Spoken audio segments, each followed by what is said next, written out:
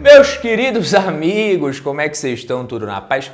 Que história é essa de bolsa mais barata do mundo? O mercado brasileiro é disparado um dos mais descontados do mundo atualmente, de acordo com uma avaliação que você faz observando duas variáveis em conjunto, tá? E só tem um motivo para que qualquer mercado de ações, seja no Brasil ou em qualquer lugar do mundo, esteja descontado. Saiba você disso. Só existe um motivo, só tem uma coisa que faz as ações serem negociadas com muito desconto, seja aqui ou em qualquer lugar, que é o fato dos investidores estarem enxergando muito risco no mercado em questão. Mas por que existe esse risco? Por que o mundo enxerga tanto risco assim no Brasil? Aliás, como o mundo enxerga o Brasil, né? A gente precisa saber, porque às vezes você fica aqui, um investidor local, achando que é muito legal a nossa bolsa de valores, e os investidores internacionais que metem muito dinheiro aqui, que fazem esse negócio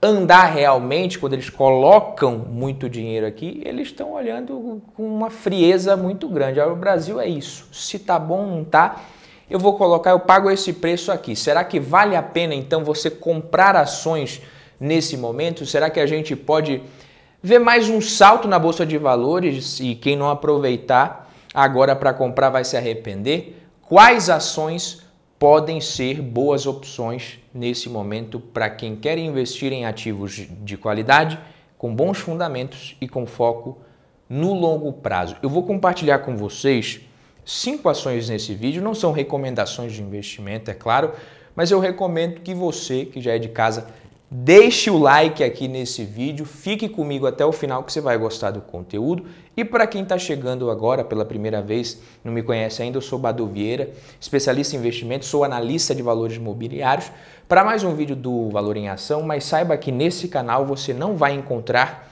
vídeos diários superficiais de notícias sobre bolsa de valores, economia, etc. Vídeos muito rasos com o objetivo de te informar sobre o que está acontecendo. Tem muito canal já para você acompanhar que faz isso. Vez ou outra eu posso gravar um vídeo sim sobre uma notícia, mas o foco sempre é te entregar junto com isso um conteúdo que não tem um prazo de validade tão curto, para você levar isso para a sua vida, para você aprender alguma coisa, você saber qual foi o lucro da Petrobras, da Vale no quarto tri. Isso não vai mudar muito a sua vida como investidor. Saber que a Selic caiu não muda muito a sua vida, principalmente se você não souber interpretar os motivos por trás de toda essa chuva, enxurrada de informações que a gente tem, principalmente para você não ser manipulado. Só que quando a gente bate o olho nesse tipo de conteúdo superficial, nós como seres humanos, a gente tem essa sensação de que, pô, se eu não consumir isso daqui logo, eu vou perder alguma coisa em relação à galera que tiver acesso a essa informação primeiro que eu. E aí você vai lá, clica, lê, perde o seu tempo.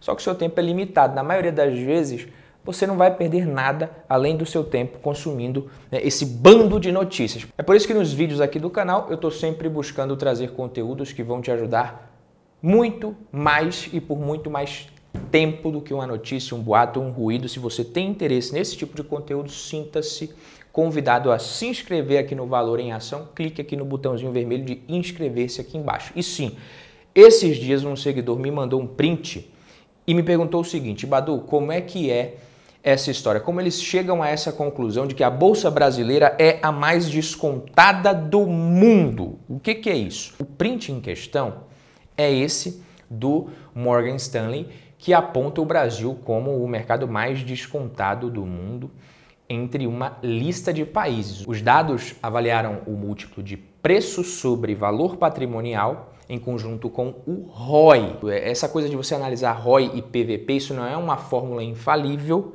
mas eu já falei em outras oportunidades que é muito melhor do que você analisar somente o PVP e chegar à conclusão de que uma ação está barata. O ROI, ele nos diz o quão eficiente é uma empresa para gerar lucro a partir do capital do sócio e do acionista, enquanto o Price to Book, ou o PVP, que a gente conhece, o famoso PVP, ele compara o preço de mercado da ação com o valor contábil da empresa e nos ajuda a analisar o quanto a gente está pagando pelo que a empresa contabilmente vale, ou pelo menos deveria valer. Então, geralmente, existe uma relação positiva entre esses dois números. Isso significa que empresas que são mais eficientes em gerar lucro, empresas que têm um ROI maior, tendem a ser negociadas com um PVP mais alto, já que os investidores estão dispostos a pagar mais caro em ações de empresas que têm maior rentabilidade. Isso é meio lógico, é meio óbvio. Você pode ver isso em vários gráficos, né, que muitos sites compartilham, pegando as empresas, né, que têm os maiores ROIs e correlacionando isso com o preço sobre lucro, até mesmo o preço sobre valor patrimonial. Então, logo, o melhor dos mundos seria o quê, papai? Empresas com o ROI alto e o PVP baixo, certo? Sim, esse seria o melhor dos mundos, BB Seguridade com PVP de Banco do Brasil. Só que não é assim, você não acha com facilidade. No mundo em geral, você não vê essas ações sendo negociadas com muito desconto, com muita facilidade. Ações de empresas muito rentáveis, com um ROI muito alto, principalmente empresas que estão crescendo. Você não acha se você não quiser investir no Brasil. E foi isso que o estudo do Morgan Stanley mostrou recentemente. Apesar desse gráfico não ser atual, como eu falei, eu comparei os números com os números atuais, não mudou muita coisa. O Brasil segue como um dos mercados mais descontados do mundo, tá? E aí, olhando para uma imagem como essa, você pode pensar o seguinte, você vai parar e vai pensar, nossa, as ações estão baratas, a Bolsa Brasileira está de graça. Mas eu preciso te falar que isso não é algo que os investidores globais eles vão olhar e vão chegar à conclusão de que o Brasil está barato e vão formar a opinião deles. Tá? Na verdade, essa figura ela reflete a opinião que o mundo já tem sobre as ações brasileiras. O que esse gráfico revela? Ele revela que o ROI das nossas empresas é alto enquanto o preço sobre valor patrimonial é baixo. Isso indica que os investidores estão buscando retornos muito altos para compensar a lapada do risco que eles percebem ao investir em ações brasileiras. Então, é um reflexo da cautela geral do mercado em relação às perspectivas econômicas do Brasil. Ou seja, o gringo e o brasileiro também, ele olha para as ações aqui e pensa, apesar das empresas brasileiras serem capazes de gerar lucros muito altos em relação ao seu patrimônio, apesar dessa empresa estar até bonitinha, coisa mais linda aqui, está crescendo, está com retorno muito bom, a saúde financeira legal, eu não confio muito nesse ambiente aí, tá? Eu não aceito pagar mais para colocar o meu dinheiro nesse lugar. Se essa empresa estivesse aqui nos Estados Unidos, tudo bem, estaria muito mais cara. E isso ocorre devido a vários fatores. Instabilidade política, incerteza econômica, volatilidade dos mercados globais que afetam também a percepção de risco aqui no Brasil. Mas isso também indica que podem existir oportunidades de investimento em empresas com performance financeira sólida, solidez financeira, para quem souber investir. Então, quem souber investir aqui no Brasil pode ganhar muito dinheiro com ações brasileiras, especialmente se a gente tiver uma melhora na percepção econômica do país. Isso acontece por fatores internos, fatores que dependem do Brasil, fatores que dependem de política, mas também por fatores externos. A demanda global por commodities, a gente sabe que o Brasil é muito dependente das commodities. Então, voltando aqui a falar da relação do ROI com P sobre VP. É um bom ponto entender isso, é um bom ponto de partida para quem está começando a investir em ações, isso te ajuda a fazer escolhas mais bem embasadas. Claro que você não pode olhar só isso, mais para frente eu vou te falar outros fatores que podem impactar o desempenho das ações, que você tem que acompanhar também, mas antes da gente falar aqui das ações que eu separei, vamos dar uma olhada no cenário macro global e brasileiro, né, que está marcado para variar por uma série de incertezas. No Brasil, né, vocês já sabem ali que o Copom reduziu a taxa Selic para 10,75 para equilibrar o controle de inflação com a necessidade de crescimento econômico. É o grande dilema de um Banco Central. Essa decisão está refletindo que essa tarefa ela é complexa. O Banco Central ele precisa gerir as nossas expectativas de inflação, bater a meta no meio de um cenário econômico bem turbulento, com um monte de incerteza, tanto interna quanto externa. Então, reduzir a Selic é uma medida que visa estimular a economia.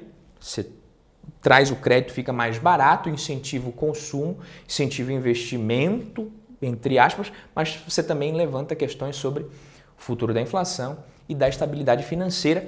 E nossos países vizinhos aqui, bem próximos, como a Argentina, já mostraram o quão importante para um país é que você tenha uma inflação controlada e previsível. Não adianta você querer ficar caindo nessa de vamos reduzir a Selic na marra para incentivar. Não. Principalmente para a população mais pobre, que é enganada com esse discurso de que tem que baixar a Selic logo, o pobre está não sei o quê, passando fome. Não. Por isso que eu falo, não basta só ler notícia, só ler headline de notícias que compartilham com você em grupo de WhatsApp. Você precisa entender das coisas, senão você vai ser enganado, tá? Estão fazendo um gol no seu time e você está comemorando, achando que foi o seu time que fez o gol. A inflação, medida pelo IPCA 15, por exemplo, ela registrou um aumento em março, indicando ali uma desaceleração um pouquinho mais lenta do que a esperada, principalmente na parte de serviços. Então, ainda existem pressões inflacionárias na nossa economia que podem ou não ser potencializadas por outros fatores, como o aumento do preço das commodities, variações cambiais. A gente viu depois de muito tempo o Banco Central entrando ali no swap, nos leilões e fazendo ali um swap cambial, vendendo para poder controlar o preço do dólar. Então, no que diz respeito ao mercado de trabalho também, o Brasil ele mostra sinais de recuperação, com taxa de desemprego melhorando, criação de empregos formais superando as expectativas. Tudo isso influencia. No cenário internacional, está rolando o quê? Discussão sobre pressões maiores na inflação dos Estados Unidos. Isso aí pode subir de novo. E o que acontece? Isso deixa a galera em dúvida se o Fed, que é o banco central deles, vai conseguir mesmo baixar a taxa de juros esse ano 3 vezes, como a gente estava prevendo, ou não. A situação ela é simples, porra. O Federal Reserve ele tem mantido os juros mais altos para controlar demanda, combater a inflação lá. Mesma coisa que aqui. Então, embora eles tenham diminuído essa inflação, ela está acima da média ainda, que é de 2%. Você vê como é diferente as coisas, né? A nossa meta é bem maior. E um dos efeitos colaterais de uma inflação alta, de você subir a taxa de juros para você controlar uma inflação, é a desaceleração econômica. Você sobe a taxa de juros, controla a inflação, mas você tem desaceleração econômica, é um efeito colateral, é um trade-off. Mas, mesmo com a política monetária restritiva, a economia dos Estados Unidos parece que continua forte. Os empregos também, os dados de empregos, muito bons. Por isso que o Fed ainda vê um caminho sólido ali para crescimento, um mercado de trabalho mais forte, mas se reequilibrando, tá? E uma inflação que vai caminhar para a meta, só que de forma irregular. Então a gente não sabe quando que vai começar a cair. Alguns presidentes locais do Fed acreditam que mesmo com a economia e o mercado de trabalho indo bem, talvez ainda não seja a hora de baixar os juros. Eles querem ver mais dados para ter certeza de que a inflação está indo para a sua casinha antes de tomar essa decisão. Além disso, tem o que mais? Tem gente que acha que a taxa de juros que não afeta a economia, a neutra ali, entre aspas, deveria ser 3%. Um pouco mais alta do que a gente estava pensando antes, até o momento que se pensa ainda, né? Mesmo com esses juros mais altos agora. Então, hoje, no dia de hoje, dia 3 de abril, o presidente do Banco Central americano, Jerome Powell, ele reafirmou que o Banco Central tem espaço para ponderar sobre quando que vai acontecer a primeira redução da taxa de juros, considerando a força atual da economia e as recentes leituras altas de inflação. Então ele destacou que os dados recentes, incluindo o ganho de emprego e inflação acima do esperado, isso não altera significativamente a visão geral que eles têm.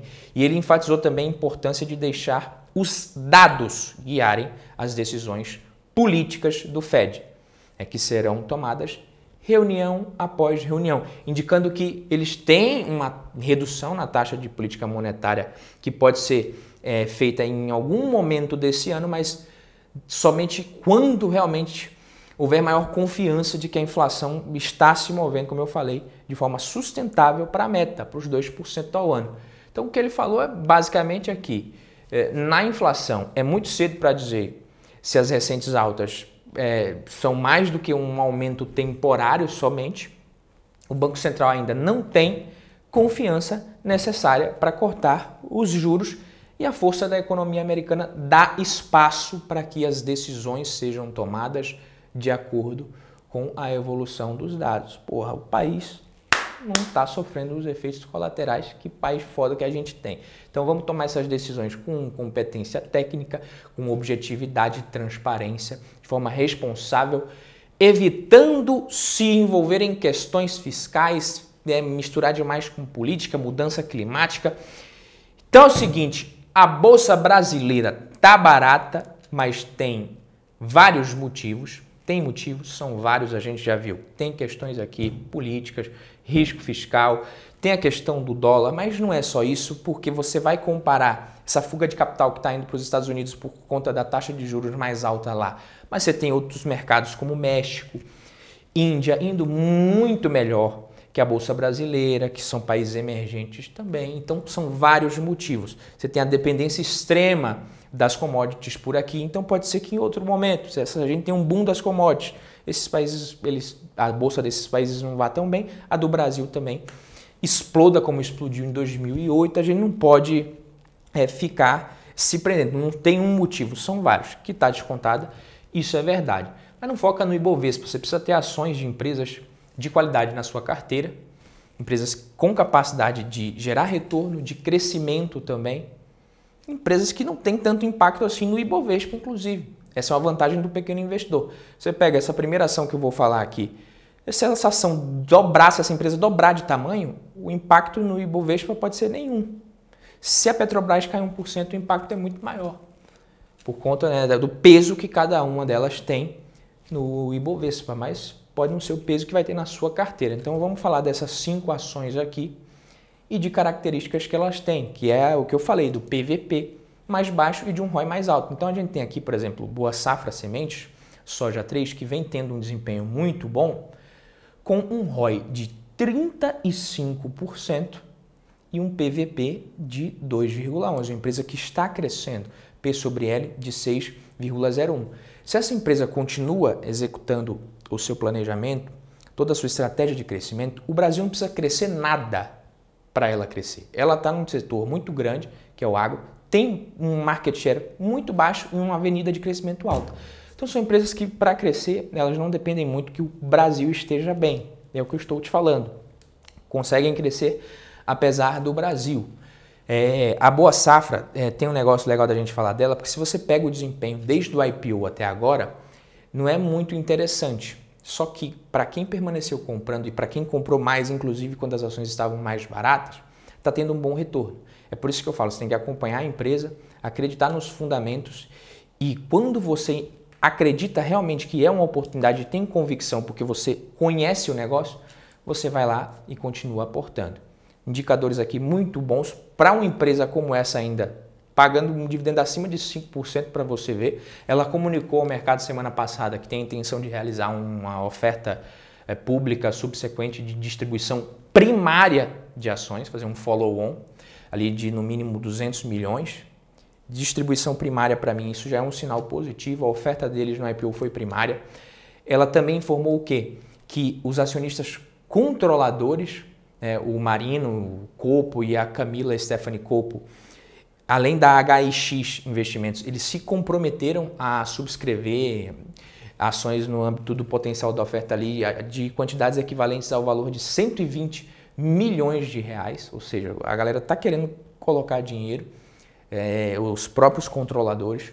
Isso para mim é um sinal positivo. Suzano e Klabin, também empresas que você olha aqui e vê essas características.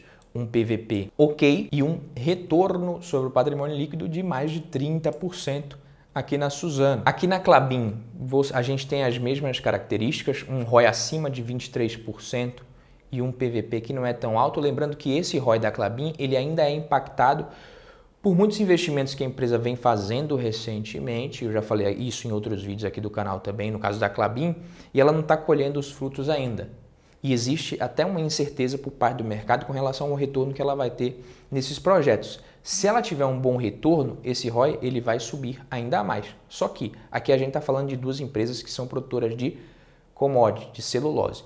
Fora qualquer coisa que a empresa faça de bom na sua gestão, ela depende do preço da commodity. Então, se o preço dispara, é mil maravilhas. Se o preço cai, é ruim, a empresa se lasca, ela fica ali por um tempo lucrando menos, gerando menos caixa, até que um monte de empresa menos eficiente quebra, a oferta volta a diminuir, a demanda aumenta, o preço da commodity sobe e a empresa lucra de novo.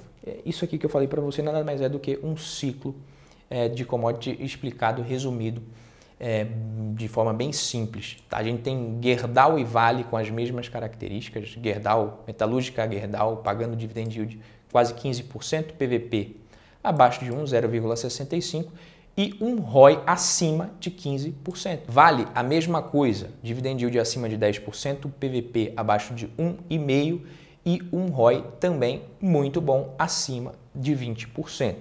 Empresas produtoras de commodities também, como a Suzano e a Klabin. Duas empresas de varejo que eu separei aqui, Arezzo e Vulcabras. São empresas que têm um PVP na casa de 2,3, as duas. Vulcabras com um ROI acima de 24%. É uma empresa que eu gosto, distribui aí várias marcas, produz também marcas muito conhecidas, muito populares aqui no Brasil. Arezzo a mesma coisa, voltada ali para um público de mais alta renda, produtos mais premium, mas também uma empresa que, apesar da gente estar olhando aqui um ROI de 13,73, isso aqui a gente está falando de uma empresa de varejo de crescimento que teve seus resultados impactados recentemente por conta da alta da Selic. Quando essa taxa de juros começar a diminuir, mais ainda, essas empresas de varejo elas vão começar a ter melhoras, principalmente na parte financeira dos seus resultados, fora o crescimento e a expansão que uma empresa dessa está apresentando nos últimos anos. Então eu acho que são dois cases aqui que tem tudo para apresentar um bom retorno nos próximos anos. Mas se você ficar se apegando a retorno no curto prazo nesse tipo de empresa, você vai se ferrar. Então aqui são ações menores, exceto aqui, claro, Vale, Suzano, Klabin, mas falando aqui de Boa Safra, Vulcabras, Arezzo, são ações de empresas menores que apresentam muito mais volatilidade e aí você tem que se ligar muito mais nos resultados dessas empresas, o que elas estão fazendo, se as atitudes que elas estão tomando estão gerando um bom retorno, se elas estão agindo em linha com o que se comprometeram, em linha com os acionistas em termos de objetivos, para que você faça um bom investimento. Mas é o que eu falei, meus queridos amigos, ação barata tem. Vale a pena você investir? Vale. Só que bolsa barata tem os seus motivos. Como eu falei para vocês, você precisa saber como é que você navega certinho nesse mar para você não fazer besteira. E é para isso que eu estou aqui, para te ajudar do jeito que eu puder. Um abraço, vejo você no próximo vídeo. Tamo junto.